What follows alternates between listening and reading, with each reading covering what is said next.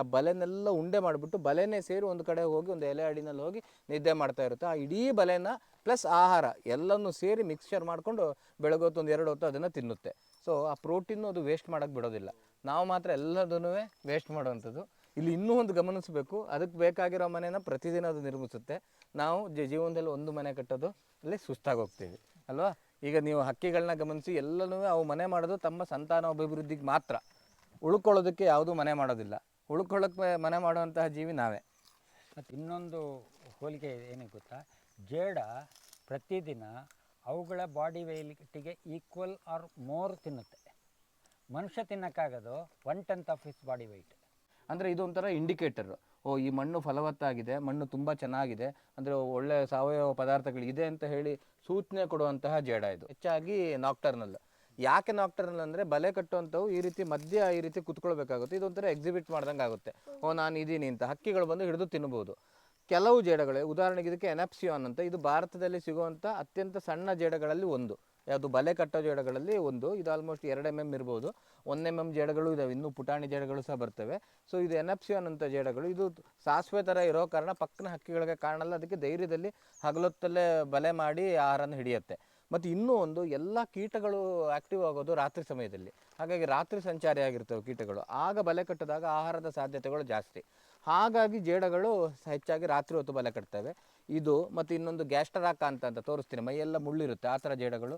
ಅಂಥ ಕೆಲವು ಜೇಡಗಳು ಮಾತ್ರ ಹಗಲೊತ್ತಲ್ಲಿ ಬಲೆ ಕಟ್ಟಿರ್ತವೆ, ಉಳಿದದ್ದು ಹೆಚ್ಚಿಂದು ರಾತ್ರಿ ಹೊತ್ತಲ್ಲೇ ಬಲೆ ಕಟ್ತವೆ. ಇದು ಎನಪ್ಸಿಯಾನ್ ಅಂತ ಭಾರತದಲ್ಲಿ ಸಿಗುತ್ತಾ ಅತ್ಯಂತ ಪುಟಾಣಿ ಬಲೆ ಮಾಡುವಂತಹ ಜೇಡ ಇದು. ಇನ್ನೂ ಒಂದು ಸ್ಪೆಷಾಲಿಟಿ ಏನಂದರೆ, ಇಷ್ಟು ಬಲೆ ಇರುತ್ತಲ್ಲ, ನೀವು ಹಗಲೊತ್ತಲ್ಲಿ ನೋಡಿದಾಗ ಯಾಕೆ ಬಲೆ ಇರೋಲ್ಲ ಅಂತ. ಯಾಕಂದರೆ ಮನುಷ್ಯ ಬಿಟ್ಟರೆ ಬೇರೆ ಎಲ್ಲ ಜೀವಿಗಳು ಆದಷ್ಟು ವೇಸ್ಟ್ ಆಗದೆ ಇರೋಂಗೆ ನೋಡ್ಕೊಳ್ತವೆ. ಇವು ಏನು ಮಾಡ್ತವೆ ಅಂದರೆ, ಬಲೆ ಇಸ್ ನಥಿಂಗ್ ಬಟ್ ಪ್ರೋಟೀನ್, ಆಯಿತಾ. ಪ್ರೋಟೀನ್ನ ಬಳಸ್ಕೊಂಡು ಅದು ಇಡೀ ಬಲೆನ ಮಾಡಿರ್ತದೆ.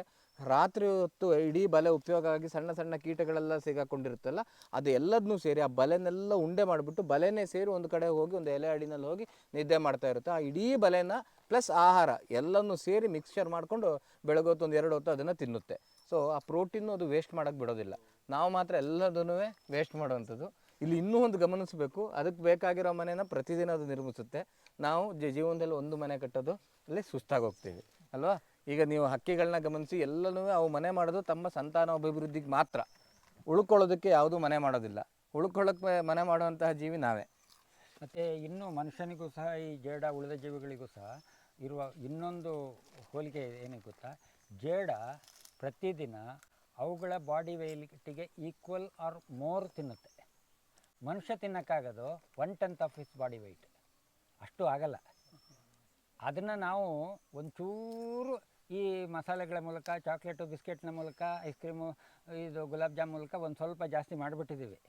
1000 ಕಿಲೋ ಕ್ಯಾಲರಿ ಸಾಕು ನಮಗೆ. 2000, 3000, 4000 ತಿನ್ನುವಲ್ಲಿವರೆಗೆ ಈಗ ಕೆಪಾಸಿಟಿ ಬಿಲ್ಡಪ್ ಮಾಡಿದ್ದೀವಿ. ಈ ಒಂದನ್ನು 1/10 ಆಫ್ ದಿ ಬಾಡಿ ವೆಯ್ಟ್ ಬೇಕಾಗಿರೋದು. ಏನಾದರೂ ಜೇಡಗಳ ಥರ ನಾವು ತಿನ್ನೋದಕ್ಕೆ ಸಾಧ್ಯವಾಗಿದ್ದರೆ. ಇದಕ್ಕೆ ಗ್ರೇ ವಾಲ್ ಜಂಪಿಂಗ್ ಸ್ಪೈಡರ್ ಅಂತ ಹೆಸರು, ಮೆನಮರಸ್ ಅಂತ ಹೇಳ್ತಾರೆ. ಇದು ಹೆಸರೇ ಸೂಚಿಸಿದಂಗೆ ವಾಲ್ ಸ್ಪೈಡರ್, ಅಂದರೆ ಎಲ್ಲರ ಮನೆ ಗೋಡೆಗಳಲ್ಲಿ ಇರ್ತದೆ. ಈ ಥರ ಮರಗಳ ಮೇಲೆ ಕೂತಿರ್ತದೆ. ಇಲ್ಲಿ ಹೋಗುವಂಥ ಇರುವೆಗಳು ಅದರ ಪ್ರಮುಖ ಆಹಾರ. ಸೊ ಇರುವೆಗಳು ಸಾಲಾಗ ಹೋಗ್ತಾ ಇದ್ದರೆ ಅದನ್ನು ಹಿಡಿದು ತಿನ್ನುತ್ತೆ, ಅಥವಾ ಅಲ್ಲಿ ಬರುವಂಥ ನೊಣಗಳನ್ನ ಹಿಡಿದು ತಿನ್ನುತ್ತೆ, ಸಣ್ಣ ಪುಟ್ಟ ಸೊಳ್ಳೆಗಳನ್ನ ಹಿಡಿದು ತಿನ್ನುತ್ತೆ. ಸೊ ಆಲ್ಮೋಸ್ಟ್ ಅದು 3 ಆಹಾರ ಅದರದ್ದು ಮುಖ್ಯ ಆಹಾರ. ಸೊ ಅದು ಈ ಕಡೆ ಓಡಾಡ್ತಾ ಇರುತ್ತೆ, ಎಲ್ಲ ಕಡೆನೂ ಗೋಡೆನಲ್ಲಿರುತ್ತೆ. ಹೈಲಿ ಕೆಮೋಫ್ಲೇಜ್ಡ್. ಆಲ್ಮೋಸ್ಟು ಅದು ಯಾವ ಬಣ್ಣ ಇರುತ್ತೋ ಅದ್ರ ಹಿಂದೆ ಇರುವಂತಹ ಗೋಡೆ ಅಥವಾ ಮರ ಅದೇ ಬಣ್ಣ ಇರುತ್ತೆ. ಹಾಗಾಗಿ ಪಕ್ಕದ ಕಣ್ಣಿಗೆ, ನಮ್ಮ ಕಣ್ಣಿಗೂ ಕಾಣಲ್ಲ, ಅದನ್ನು ತಿನ್ನುವಂಥ ಹಕ್ಕಿಗಳ ಕಣ್ಣಿಗೂ ಕಾಣಲ್ಲ. ಆ ರೀತಿ ಅಡಗಿಕೊಂಡೇ ಓಡಾಡ್ತಾ ಇರುತ್ತೆ. ತುಂಬ ಚಂಚಲವಾಗಿರುತ್ತೆ. ಇಲ್ಲಿರುತ್ತೆ, ಸಡನ್ನಾಗಿ ಆ ಕಡೆ ಓಡಾಡುತ್ತೆ, ಓಡಾಡ್ತಾ ಇರುತ್ತೆ. ಪೂರ್ತಿ ಇದು ಇಡೀ ಬಿದಿರೇ ಅದರ ಟೆರಿಟರಿ. ಈ ಬಿದಿರಲ್ಲಿ ಇನ್ನೊಂದು ಗ್ರೇ ವಾಲ್ ಜಂಪಿಂಗ್ ಸ್ಪೈಡರ್ ಬರೋಕ್ಕೆ ಬಿಡಲ್ಲ. ಇದರಲ್ಲೇ ಇರುತ್ತೆ. ಇದರೊಳಗೆ ಸುತ್ತ ಹೋಗುವಂಥ ಇರುವೆಗಳನ್ನ ಅದಕ್ಕೆ ಬೇಕಾದಷ್ಟು ತಿನ್ಕೊಂಡು ಸುಖವಾಗಿರುತ್ತೆ. ಇಲ್ಲಿ ಇವರು ಇನ್ನೊಂದು ತೋರಿಸಿದ್ರು, ಇದಕ್ಕೆ ಹೆಸಾರಿಯಸ್ ಅಂತ, ಹೆಸಾರಿಯಸ್ ಎಡನ್ಸೋನ್ ಅಂತ ಹೆಸರು. ಇದು ಜಂಪಿಂಗ್ ಸ್ಪೈಡರ್ಸೇ. ಅದು ಮೆನಮರಸ್ ಅಂತ ಹೇಳೋದು ಅದು ಗಂಡಾಗಿತ್ತು. ಇದು ಹೆಸಾರಿಯಸ್ಸು ಫೀಮೇಲ್, ಹೆಣ್ಣು ಜೇಡ ಇದು. ಇದು ಹೆಸಾರಿಯಸ್ ಜಂಪಿಂಗ್ ಸ್ಪೈಡರ್ ಅಂತ ಹೇಳ್ತೀವಿ. ಇದು ಆಲ್ಮೋಸ್ಟ್ ಪ್ರಪಂಚದಾದ್ಯಂತ ಎಲ್ಲ ಕಡೆ ಸಿಗುತ್ತೆ.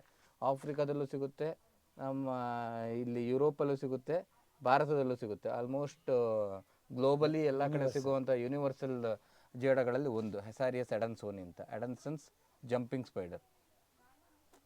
ಇದರ ಸ್ಪೆಷಾಲಿಟಿ ಇನ್ನೂ ಒಂದಿದೆ. ಈ ಜೇಡಗಳು ಅತ್ಯಂತ ಹೆಚ್ಚು ಕಾಣುವಂಥದ್ದು ನಿಮ್ಮ ಒಳ್ಳೆ ಸಾವಯವ ಪದಾರ್ಥಗಳು ಜಾಸ್ತಿ ಇರೋ ಅಲ್ಲಿ ಸುಮಾರು ನೀವು ಗುಡ್ಡೆ ಹಾಕಿರ್ತೀರ, ಅಲ್ಲಿ ಮಾಯಿಶ್ಚರ್ ಇರುತ್ತೆ, ಅಥವಾ ನೀವು ಗೊಬ್ಬರ ಹಾಕಿರ್ತೀರ, ಆ ಗೊಬ್ಬರ ತೆಗಿತಾ ಇರಬೇಕಾದ್ರೆ ಈ ಜೇಡುಗಳು ತುಂಬ ಓಡಾಡ್ತಾ ಇರುತ್ತೆ. ಅಂದರೆ ಇದು ಒಂಥರ ಇಂಡಿಕೇಟರ್, ಓ ಈ ಮಣ್ಣು ಫಲವತ್ತಾಗಿದೆ, ಮಣ್ಣು ತುಂಬ ಚೆನ್ನಾಗಿದೆ, ಅಂದರೆ ಒಳ್ಳೆ ಸಾವಯವ ಪದಾರ್ಥಗಳಿದೆ ಅಂತ ಹೇಳಿ ಸೂಚನೆ ಕೊಡುವಂತಹ ಜೇಡ ಇದು, ಆಯಿತಾ. ಸೊ ಇಲ್ಲೇ ಮಾಮೂಲಿ ತುಂಬ ಒಣ ಪ್ರದೇಶಗಳಲ್ಲಿ ಅಷ್ಟು ಕಾಣಕ್ಕೆ ಸಿಗಲ್ಲ.